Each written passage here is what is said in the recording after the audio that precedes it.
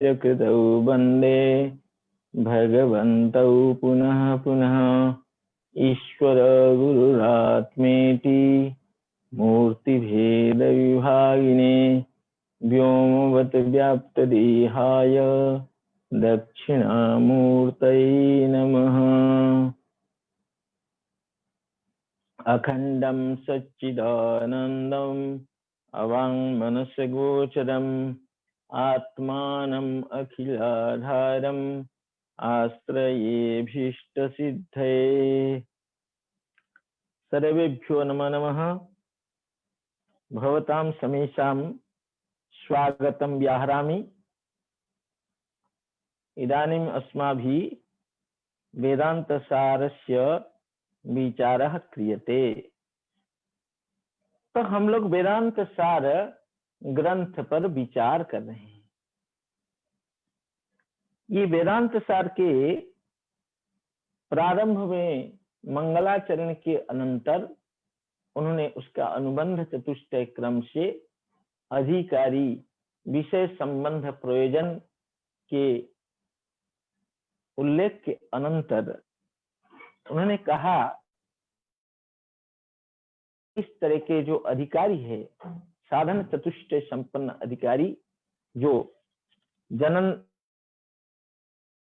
मरणादि संसारानल से संतप्त होकर के जैसे दीप्त शिरा व्यक्ति जलराशि के प्रति धावित होता है, उसी तरह का वो गुरु के शरण में समित पानी होकर के, उपहार पानी होकर के जाता है। और गुरु क्या करते हैं, उसको परम कृपा करके, श्रेष्ठ कृपा पूर्वक उसको अध्यारोप और अपवाद अन्याय से उपदेश करते हैं। वो अध्यारोप और अपवाद अन्याय से कैसे उपदेश करते हैं उसको उन्होंने स्वयं बताया। तो कहते हैं ये अध्यारोप और अपवाद न्याय से उपदेश क्यों किया जाता है, इस पर कल भी हम लोग विचार किए थे। क्योंकि निष्प्रपंच आत्मज्ञान होना चाहिए, ब्रह्म ज्ञान होना चाहिए। निष्प्रपंच ब्रह्म ज्ञान के लिए ये जो प्रपंच है ये मिथ्या या अनिर्वचनीय ऐसे सिद्ध होना चाहिए। जब तक संसार सत्य है तब अद्वितीय ब्रह्म ज्ञान नहीं हो सकता है। तो अद्वितीय जो ब्रह्म ज्ञान है वही मुक्ति का कारण है।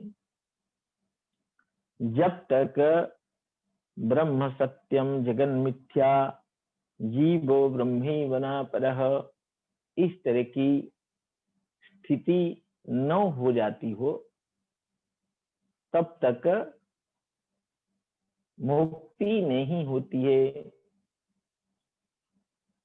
मैं स्वगत सजातीय विजातीय भेद शून्य ब्रह्म स्वरूप हूं,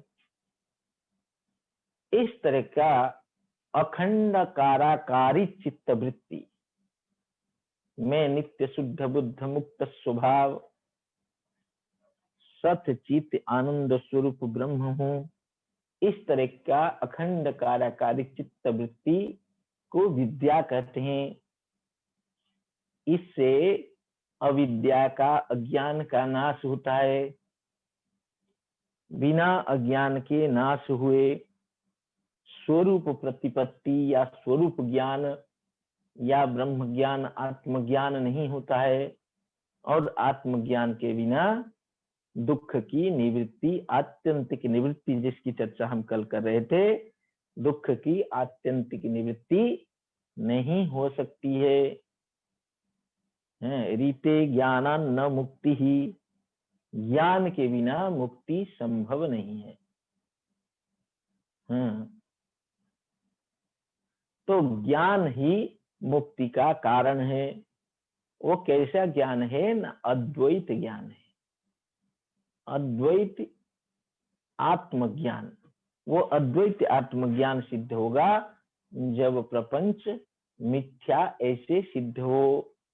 उसी प्रपंच का, ये जो प्रपंच हमें भाषित हो रहा है, ये वास्तविक नहीं है। जैसे रज्जु में सर्प आरोपित है, उसी तरह का ये प्रपंच जो है ब्रह्म में आरोपित है। ब्रह्म में विवर्त रूप में भाषित हो रहा है, आध्यासिक है।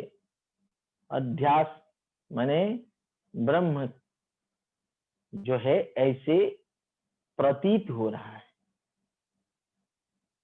जो प्रमाण, प्रमिति, प्रमेय, प्रमाता आदि का व्यवहार जो हो रहा है, सब अद्वैत में द्वैत भाव का आरोप करके इस तरह का व्यवहार हो रहा है। इस व्यवहार को कहा गया माया मात्रमिदं द्वैतम अद्वैतम परमार्थतः। ये सब माया मात्र है। ये माया मात्र जब तक प्रतीत नहीं होगा तो तब तक जो है आत्मज्ञान नहीं है। और आत्मज्ञान नहीं है तो अपनी दुख की निवृत्ति नहीं है। दुख की निवृत्ति करने या आत्मज्ञान करने साधक आया है, इसीलिए उसको अध्यारोप और अपवाद न्याय से उपदेश दिया जा रहा है। इससे क्या होगा? अद्वैत आत्मज्ञान उसको होगा, तो उससे उसकी दुख की आत्यंतिक निवृत्ति हो जाएगी। तो हम लोग देख रहे हैं अध्यारोप और अपवाद न्याय से शिष्य को गुरु उपदेश दे रहे हैं। वो अध्यारोप का लक्षण बताया, अपवाद आगे आने वाला है। अभी अध्यारोप हम लोग देख रहे हैं। असर्पभूतायाम रज्जौ सर्पारोपवत वस्तुनि अवस्त्वारोपः अध्यारोपः। करें जैसे मंद अंधकार में हमारी दृष्टि दोष के कारण रज्जु में सर्प की प्रतीति हो जाती है, उसी तरह का ये संसार की प्रतीति या प्रपंच की प्रतीति ब्रह्म में हो रही है, तो इसी को अध्यारोप कहते हैं। उसी को कहा भूतायाम रज्जौ। जो कभी भी सर्प नहीं होता है, ऐसे जो रज्जु है उसमें जैसे सर्प का आरोप होता है, माने प्रतीति होती है, भ्रांति होती है, उसी तरह का वस्तुनि माने वस्तु माने ब्रह्मणि, वस्तुनि माने ब्रह्मणि, अवस्त्वारोप प्रपंचारोप, प्रपंच का आरोप, यही अध्यारोप है। अज्ञान आदि प्रपंच का आरोप जो है यही अध्यारोप है। ब्रह्म को जगताकार में देखना ये अध्यारोप है। जैसे रज्जु को सर्पारोप में देखना ये अध्यारोप है, उसी तरह का ब्रह्म को प्रपंच रूप में देखना ये अध्यारोप है। उसी में बताया ये क्या है, वस्तु क्या है, न सत चित आनंद अद्वय ब्रह्म ही सत वस्तु है, वस्तु है, और बाकी अज्ञानादि जड़ समूह अवस्तु। अज्ञानादि जितना जड़ समूह है सब अवस्तु है। तो करें ब्रह्म का तो हम लोगों ने लक्षण लगभग देखा। सत माने जो तीनों काल में अबाध्य सत्तारूप हो उसको ब्रह्म कहते हैं। चित जो चैतन्य स्वरूप हो उसको ब्रह्म कहते हैं। जो आनंद स्वरूप हो उसको ब्रह्म कहते हैं। जो अनंत हो, अनंत माने अपरिच्छिन्न हो, जो देश काल वस्तु आदि सीमा से बद्ध न हो, ऐसे जो सत चित और आनंद स्वरूप अद्वय ब्रह्म है, द्वैता भाव उपलक्षित ब्रह्म है, उसको क्या कहते हैं? वही सद्वस्तु है, वही ब्रह्म है। ये अज्ञान आदि सकल जड़ समूह वस्तु का अज्ञान किसको कहते हैं? अज्ञान का लक्षण कर दिया, सद सदभ्याम अनिर्वचनीयम त्रिगुणात्मकम ज्ञान विरोधी भाव रूपम यत् किंचित इति वदंती। कहते हैं अज्ञान कैसा है, ना सत्य रूप से ना उसका निर्वचन हो सकता है, ना असत रूप से उसका निर्वचन हो सकता है, ना सदसद रूप से उसका निर्वचन हो सकता है। इसलिए उसको सदसदभ्याम अनिर्वचनीयम कहते हैं। हाँ, तो सत रूप से क्यों निर्वचन? सचेत न बाध्यत। कहते हैं अगर रज्जु में जो सर्प दिख रहा है वह अगर सत्य होता तो क्या होता है? उसका नायम सर्प इस तरह के ज्ञान के द्वारा बाध नहीं होता। तो ये सचेत न बाध्येत, सत्य होता तो बाधित नहीं होता।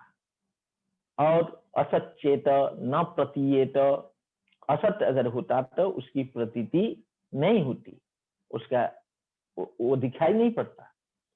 लेकिन प्रतीयेत, हाँ, प्रतीयते, अतः न असत, हाँ, सद असतोपि न, सत असत भी नहीं है। क्यों? विरोध विरुद्धत्वात्, विरुद्ध दो धर्म एकत्र नहीं रह सकते। सत्य और असत्य जो है विरुद्ध धर्म है, इसलिए एकत्र उसका समावेश संभव नहीं है। इसीलिए ना सत्य है, ना असत्य है, ना सदसत्य है। इसीलिए कह दिया सदसदभ्याम अनिर्वचनीयम। निर्वचन माने किस कैसा है उसका हम ठीक से निर्वचन माने व्यक्त नहीं कर सकते। त्रिगुणात्मकम, उसमें तीन गुण है, त्रिगुणात्मक है, त्रिगुण स्वरूप है। वो सत्व रजतम गुणात्मक है, ज्ञान विरोधी है, ज्ञान होने पर वो टिकता नहीं है, इसीलिए उसको ज्ञान विरोधी कहते हैं। जब ज्ञान होगा अज्ञान नहीं रहेगा, तो इसलिए ज्ञान विरोधी अथवा अज्ञान है तो ज्ञान होने नहीं देगा। भाव रूपम करें, ज्ञान विरोधी होने पर ज्ञाना भाव रूप है क्या? करें ये ज्ञाना भाव रूप भी नहीं है। भाव रूपम, भाव रूप है। यत् किंचित इति वदंती, यत् किंचित ये प्रपंच का उपादान कारण रूप है, कार्य से उसका अनुमान होता है। अज्ञान का अनुमान कैसे होता है? कार्य से। कार्यम दृष्ट्वा कारणम अनुमीयते। जैसे सर्प दिखे तो मालूम पड़ता है हमको ये रज्जु विषयक अज्ञान है, तभी वो दिख रहा है। तो अहम अज्ञ इति अनुभवात देवात्म शक्तिम स्वगुणे निगूढ़ाम इत्यादि सुतेश्च। ये अनुभव प्रमाण भी दे दिया, मैं अज्ञ हूँ, माम हम न जानामि, मैं अपने को नहीं जानता हूँ। इस तरह का अनुभव प्रमाण दे दिया और श्रुति प्रमाण दे दिया। देवात्म शक्तिम स्वगुणे निगूढ़ाम, देव जो परमात्मा है, जो सुप्रकाश स्वरूप है, उनका वो कैसे हैं? आत्मशक्ति स्वगुणे निगूढ़ाम, अपनी मैंने शक्तिवत परतंत्राम,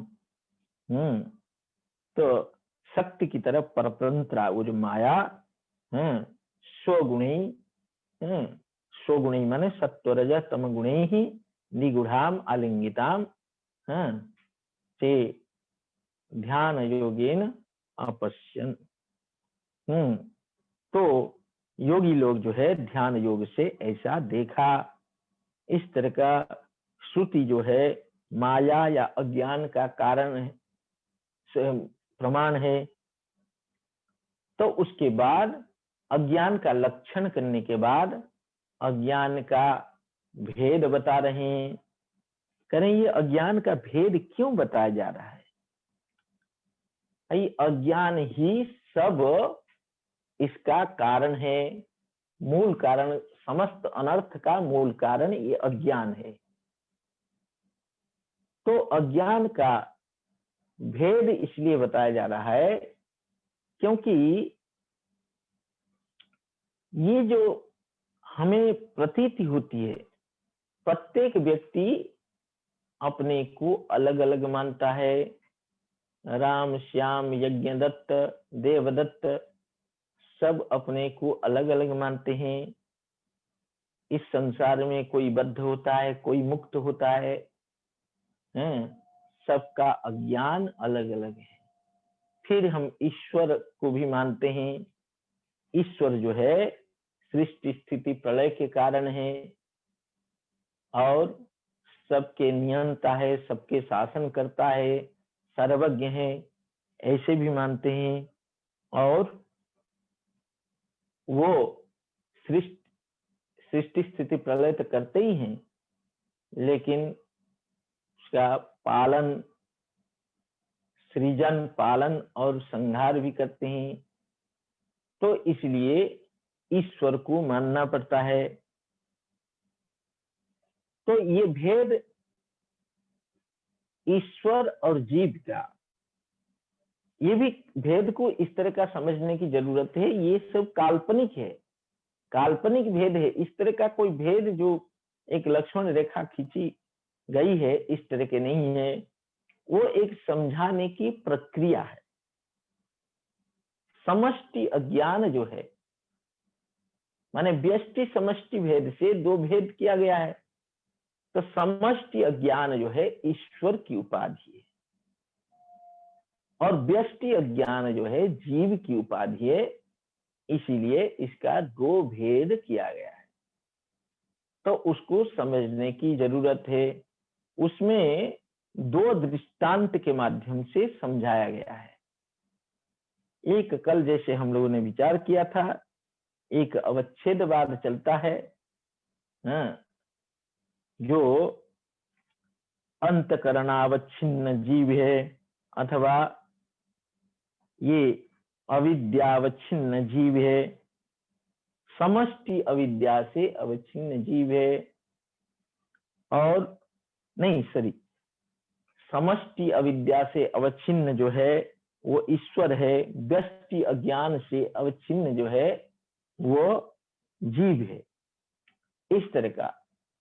और प्रतिबिंबवाद, प्रतिबिंबवाद में इस तरह का माना जाता है, समष्टि अज्ञान में प्रतिबिंबित चैतन्य जो है वो ईश्वर है। व्यष्टि अज्ञान में, व्यष्टि अज्ञान अंतकरण रूप भी कर सकते हैं, उसमें प्रतिबिंबित जो चैतन्य है उसको जीव कहते हैं। इस तरह का दो भेद के कारण दो दृष्टांत दिया गया है। हम मूल को देखते हैं। मूल को देखने के लिए मैं स्क्रीन शेयर कर रहा हूं, आप लोग पाठ भी देखते रहें और विचार करते हैं हम लोग।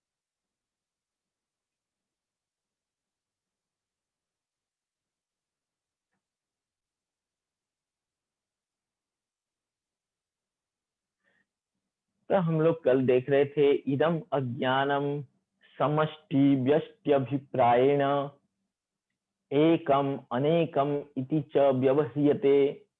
करें, ये जो अज्ञान जिसका लक्षण हमने देखा, जिसका प्रमाण हम लोगों ने देखा, वह क्या है?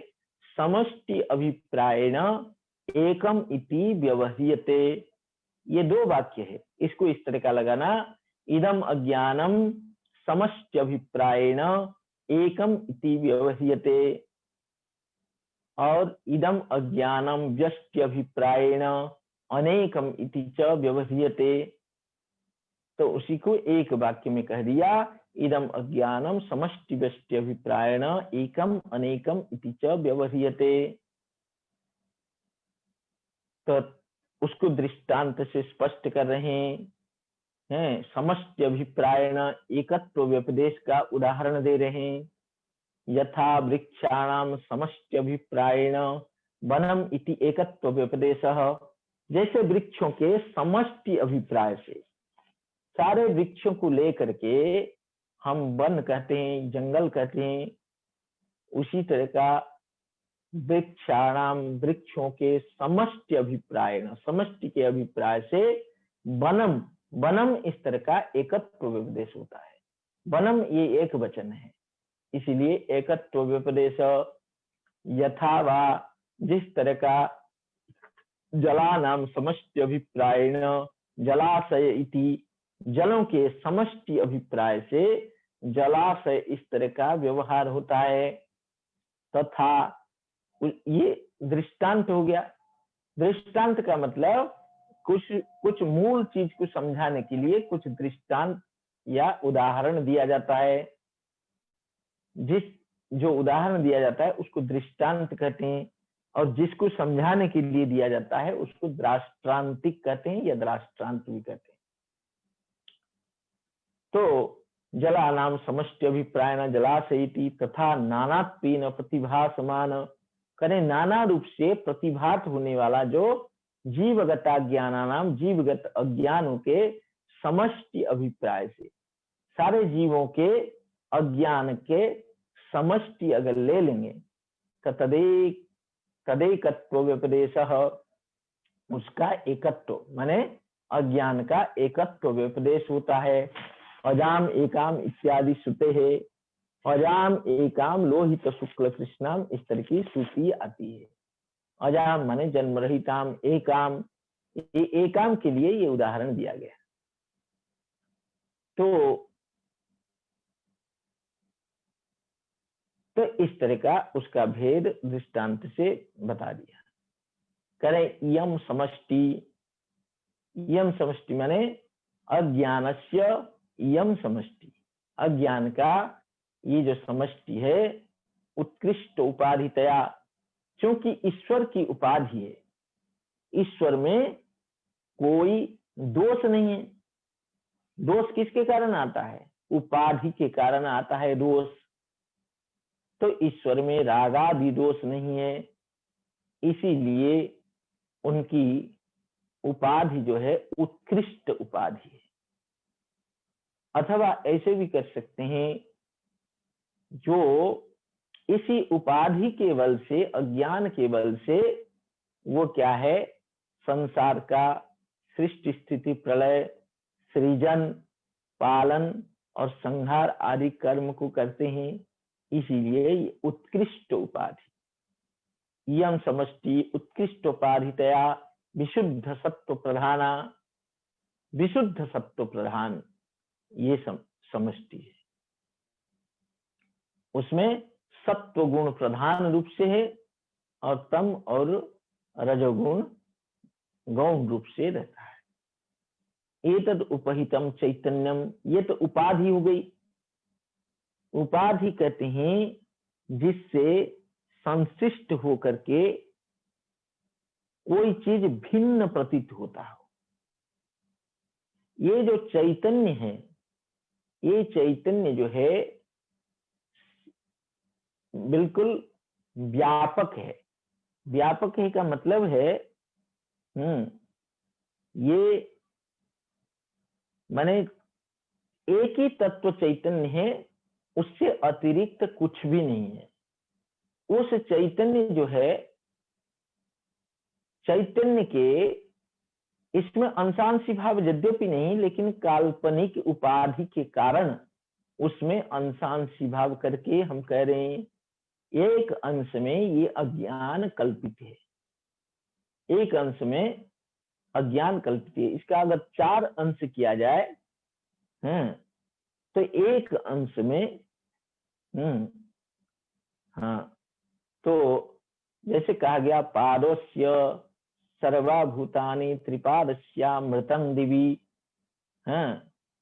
तो त्रिपाद जो है अमृत स्वरूप माने शुद्ध है, और एक पाद में ये अज्ञान रूप उपाधि रहते हुए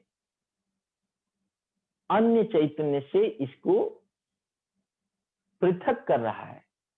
इसीलिए जो कहीं रहते हुए अन्य से उसको भिन्न बना दे, उसको उपाधि कहते हैं। ये अज्ञान चैतन्य के एक अंश में रहते हुए चैतन्य के भिन्न अंश से इसको पृथक कर देता है, इसीलिए उसको उपाधि कहते हैं। ये इतर व्यावर्तक रूप होता है। उपाधि क्या होता है? इतर व्यावर्तक होता है, इसलिए उसको उपाधि कहा गया है। तो ये समष्टि अज्ञान जो है ईश्वर की उपाधि है। ये उत्कृष्ट उपाधि होने के कारण विशुद्ध सत्व प्रधाना एतद उपहितम चैतन्यम, ये समष्टि अज्ञान से उपहित माने जिसकी उपाधि है उस चैतन्य को उपहित चैतन्य कहते हैं। तो एतद उपहितम चैतन्यम सर्वज्ञत्व सर्वेश्वरत्व सर्वनियंत्रित्वादि गुणकम सत अव्यक्तम अंतर्यामी जगत कारणम ईश्वरम दृश्यते। करें ये समष्टि अज्ञान से उपहित जो चैतन्य है उसका गुण क्या है? गुण है वो सर्वज्ञ है, सब कुछ का ज्ञान उनको है, इसलिए उनको सर्वज्ञ कहा गया है। सर्वेश्वरत्व माने सब शासन करते हैं, और सर्वनियंत्रित्व माने सबको नियंत्रण में रखें। इस तरह का गुण हो करके उनको कहीं अव्यक्त नाम से भी कहा जाता है, कहीं अंतर्यामी इसलिए कहते हैं, अव्यक्त इसलिए कहते हैं वो जो है हमारे पास स्पष्ट रूप से व्यक्त नहीं होता है, तो इसलिए अव्यक्त कहते हैं। अंतर्यामी इसलिए कहते हैं अंतरम यमयति नियमयति, वो हमारे अंदर रहते हुए सभी प्राणियों का नियमन यमन करता है। जगत कारणम, जगत की उत्पत्ति स्थिति प्रलय का कारण होने के कारण उसको जगत कारणम ईश्वर इति च व्यपदिश्यते, ईश्वर इस तरह का कहा जाता है। सकलाज्ञानावभासकत्वात् अस्य सर्वज्ञत्वम, समस्त अज्ञान माने जीव, प्रत्येक जीव के अज्ञान ज्ञान का ये अवभाषक है, प्रकाशक है, तो इसलिए इसको सर्वज्ञ कहते हैं। जब उपाधि का माने समस्त व्यष्टि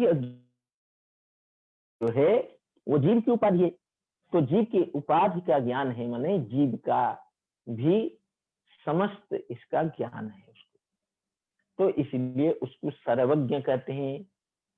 इसमें श्रुति आया यह सर्वज्ञ सर्वविति इति श्रुते है, जो सर्वज्ञ है, सर्वज्ञ माने सामान्य रूपेण सर्वम जानाति, सर्ववित माने विशेष रूपेण सर्वम वेत्ति, विशेष रूप से भी सबको जानता है। इसीलिए ये ईश्वर में ये श्रुति वाक्य प्रमाण है।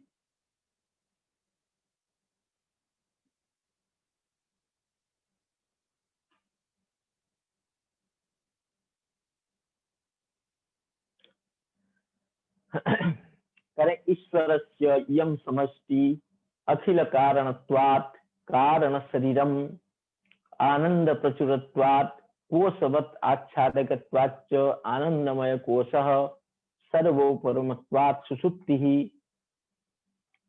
करें ईश्वर की जो ये समष्टि है ये अखिल कारणत्वात्, करें ये चराचरात्मक प्रपंच सब कुछ का माने ब्रह्मातिरिक्त जो कुछ भी है सबका ये कारण रूप है, इसी से उत्पन्न होते हैं, उसी में स्थित होते हैं, उसी में लय भी होते हैं। सब कुछ का कारण यही समष्टि अज्ञान है। तो इसीलिए उसको कारण शरीर, समस्त का कारण होने के कारण उसको कारण शरीर कहते हैं। और आनंद प्रचुरत्वात्, ये बात हो रही है सुषुप्ति समय के लिए। ईश्वर की सुषुप्ति माने यहाँ जो महाप्रलय होता है वो ईश्वर की सुषुप्ति है। प्रलय काल में जो ईश्वर, केवल ईश्वर की उपाधि रूप अज्ञान रहता है, बाकी कुछ भी नहीं रहता है। उस समय ये सृष्टि का, जब सृष्टि का संहार हो जाता है, माने सृष्टि जब लय हो जाते हैं, ये ईश्वर में जो ईश्वर का जो कारण शरीर रूप अज्ञान वही केवल अवशेष रहता है, बाकी कुछ भी अवशेष नहीं रहता है। इसीलिए और इसी से पुनः सृष्टि होती है। भगवान जो ईश्वर इसी अज्ञान को लेकर के फिर सृष्टि करते हैं, इसीलिए उसको अखिल कारण शरीरम, ये अज्ञान की समष्टि को कारण शरीर कह दिया, क्योंकि इसी से पुनः सृष्टि होती है। और आनंद प्रचुरत्वात्, देखिए सुषुप्ति समय में प्रचुर आनंद प्राप्त होता है, तो इसीलिए कहते हैं आनंद प्रचुरत्वात् कोशवत् आच्छादकत्वाच्च, करें इस समय हमारे स्वरूप का ज्ञान क्यों नहीं होता है।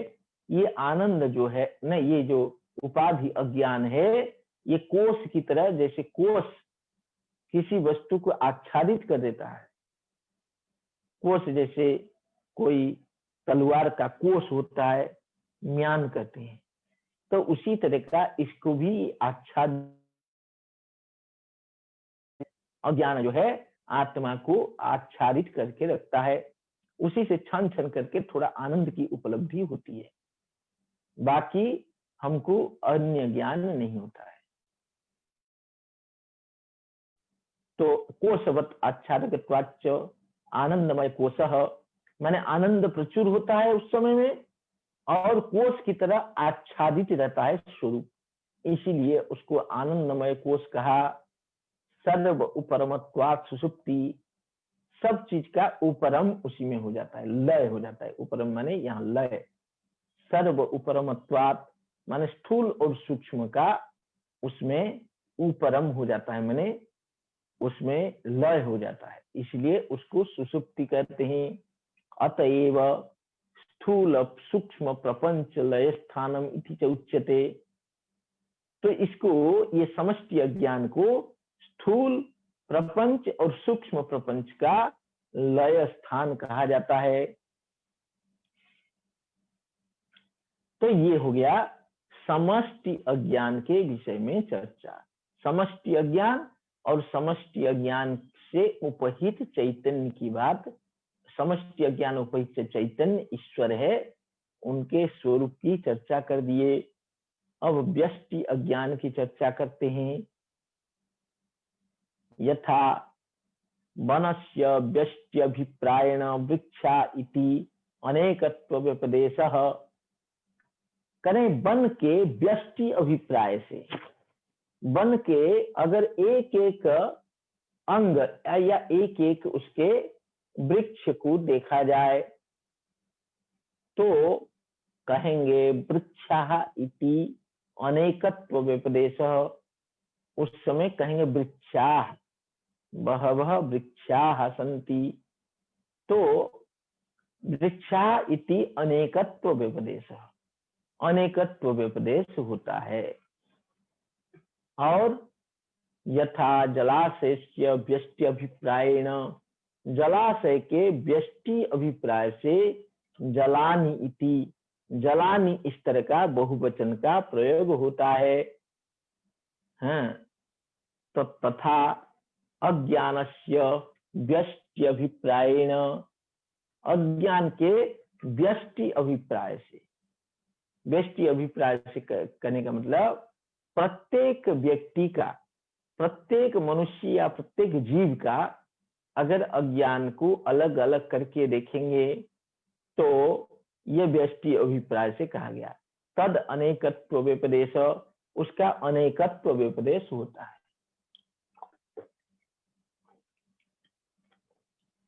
तद अनेकत्व व्यपदेश, उसमें श्रुति प्रमाण दे रहे हैं। अनेकत्व व्यपदेश कहाँ होता है उसके लिए कह रहे हैं, इंद्रो माया भी पूर्व रूप ईयते, इंद्र माने परमेश्वर, इंद्र माने वो इंद्र नहीं है जो वो देवताओं के राजा जो इंद्र, वो नहीं। ये नहीं समझना देवताओं के राजा जो इंद्र है, ऐरावत हस्ती पे जो चढ़ के चलते हैं, वो नहीं समझता। इंद्र माने परमेश्वर, इंद्र परमेश्वर जो है माया भी, माया के द्वारा पूर्व रूप ईयते